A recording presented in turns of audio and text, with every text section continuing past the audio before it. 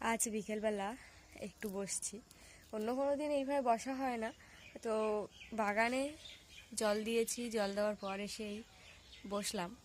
আর তার সাথে সাথে যে ঘটনাটা ঘটলো, এই যে দেখো, আমি বসেছি আর আমার কোলের মধ্যে দুটো হাত দিয়ে মুখ গুঁজে শুয়ে আছে।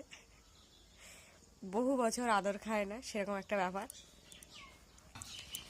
তো তোমরাই বলো একে কি করা যায়। তোর বাচ্চা যে এসছে এখানে, সেই মোটামুটি মুখটা গুঁজে দিল।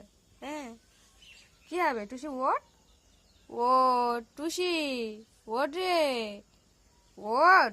তো ভালো করছো, ওঠায় ওঠায় ওঠায় ওঠায় ওঠায়। হ্যাঁ, নাও। এইটার জন্য ও চাইছিল যে ঠেলে ঠেলে একটু তুলেই কোলের ওপরে একটু মাথায় হাত বুলিয়ে। কি রে, দেখতে পাচ্ছি তুই টাকাচ্ছিস।